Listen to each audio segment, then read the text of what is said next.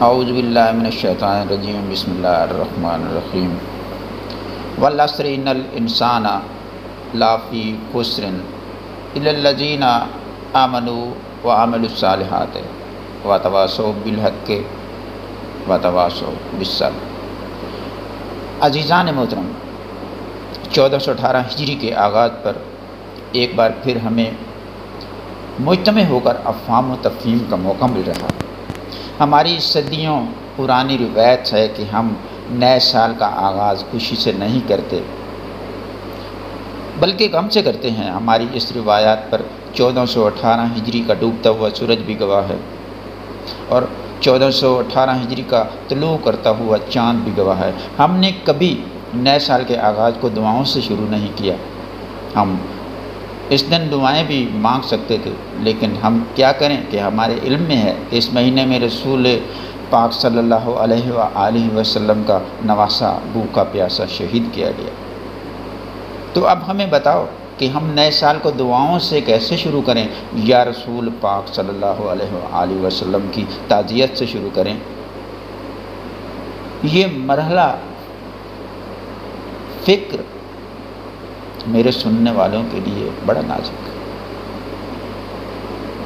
یہ مرحلہ فکر میرے سننے والوں کے لیے بڑا نازک ہے۔ یہ غم، یہ گریہ، یہ عزاداری پہچان ہے، یہ ہمارا تشخص ہے۔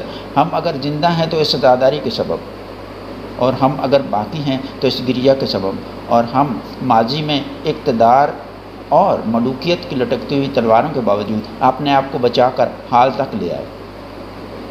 ہمارا ماضی گواہ ہے کہ ہم نے اقتدار کی پرواہ نہیں کی، ملوکیت کی پرواہ نہیں کی۔ ہم نے ہمیشہ غم حسین علیہ السلام کو زندہ رکھا، اور کیوں زندہ نہ رکھیں؟ اس لیے کہ ایک بی بی سسکیاں لے لے کر دعائیں مانگ رہی ہے کہ پروردگار میرے بیٹے پر رونے والوں کو محفوظ رکھنا۔ میرے دوستو، میرے عزیزو، میں چاہوں گا کہ اس نئے سال پر تمہیں حسینیت کا ایک معجزہ دکھلاؤں۔ دیکھو، دنیا دو حصوں میں تقسیم ہے، مغرب اور مشرق۔ اگر تاریخ تہذیب انسانی اٹھا کر دیکھو تو تمہیں اندازہ ہوگا کہ دنیا کی قدیم ترین تہذیبیں مشرق میں پیدا ہوئی۔ انسان کی جو تہذیبی روایات ہیں، وہ روایت سب سے پہلے کہاں پیدا ہوئی؟ مشرق میں پیدا ہوئی۔ منجو مشرق میں، ٹیکسلا مشرق میں، گندھارا مشرق میں، ہندوستان کے آثار قدیمہ مشرق میں، اہرام مصر مشرق میں، بابل کی تہذیب مشرق میں، نینوا کی تہذیب مشرق میں۔ دیکھو کتنی عجیب و غریب تہذیبیں گزری۔ قوم عاد مشرق میں گزری، قوم سمود مشرق میں گزری، قوم سبا یمن والی تہذیب مشرق میں گزری۔ اب میں پوچھنا چاہتا ہوں اپنے سارے سننے والوں سے، جو تہذیبیں میں نے گنائی ہیں، یہ اہرام مصر مشرق میں ہے، مصر کی تہذیب ہے نا؟ اچھا، تو صدیوں تک وہ بستیاں بسی رہیں، صدیوں تک شہر بسے رہے، وہ قومیں صدیوں تک حکومتیں کرتی رہیں، لیکن آج ہزاروں سال گزر جانے کے بعد وہ صدیوں کے بسے ہوئے شہر کھنڈر بن گئے نا؟ بن گئے کہ نہیں؟ سمجھنے کی کوشش کرو۔ آج پیغام دینا چاہ رہا ہوں۔ کہتے ہیں کہ 1000 سال کی تہذیب تھی فرعونوں کی، آج سوائے اہرام مصر کے کوئی باقی ہے؟ کھنڈر ہے، جنہیں انسان تفریحاً دیکھنے جاتا ہے کہ ہزاروں سال کے بسے بسائے شہر ختم ہو گئے۔ 2000 سال کی پرانی تہذیبیں یمن اور سبا کی تہذیبیں ختم ہو گئیں۔ تو یہ انسانی تہذیبیں ہیں، اور صدیوں کے بعد بھی نہ تاریخ میں ہیں نہ مشاہدے میں۔ اور ایک بستی ایسی تھی جو 2 محرم کو بسی، اور 10 محرم کو وہ بستی لوٹ لی گئی۔ یہ حسین علیہ السلام کا معجزہ ہے کہ نہیں؟ کہ آج تک وہ بستی زمین پر بھی زندہ ہے، مومنین کے دلوں میں بھی زندہ ہے۔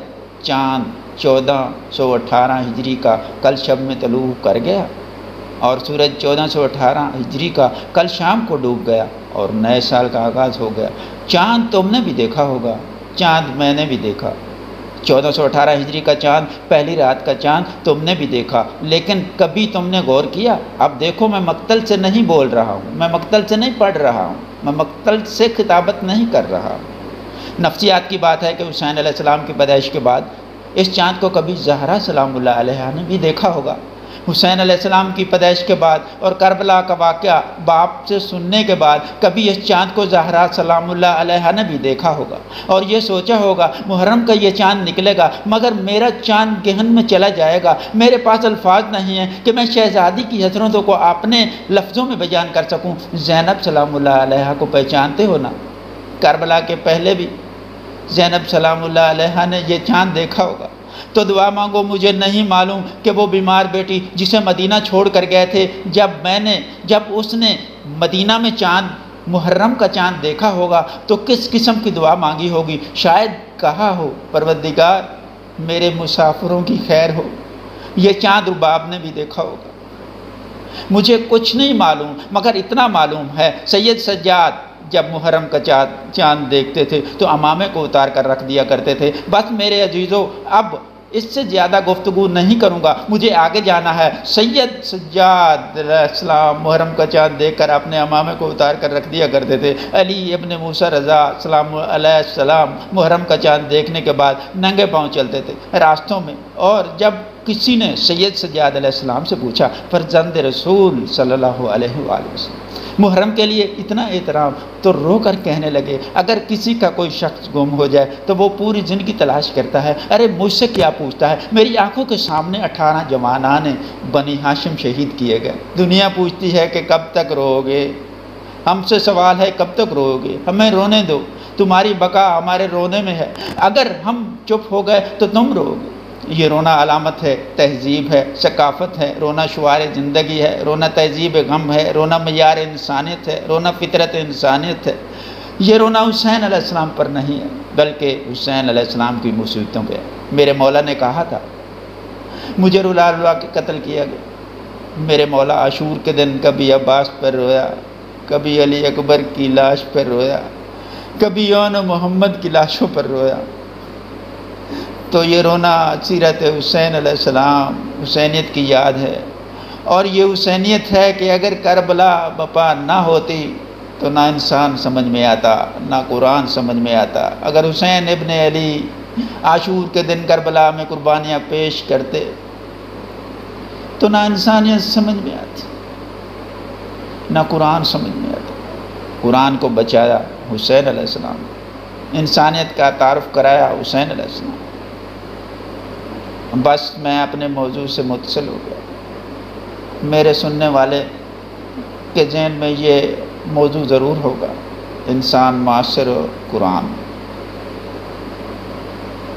والعصر، زمانہ گواہ ہے، قسم ہے، قسم ہوتی ہے گواہی کے لیے، اور آپ کہتے ہیں نہ اللہ کی قسم، یعنی اللہ گواہ ہے تو قسم ہوتی ہے، قسم گواہی کے لیے ہوتی ہے۔ والعصر، زمانہ گواہ ہے۔ ان الانسان لفی خسر، کہ ہر انسان گھاٹے میں ہے اور پوری انسانیت خسارے میں۔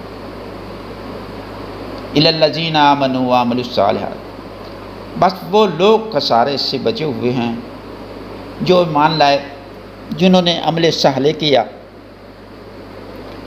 جنہوں نے حق کی تلقین کی، جنہوں نے صبر کی تلقین کی۔ اور اس چھوٹے سے سورہ میں انسانوں کے دو گروہ بتائے گئے ہیں کہ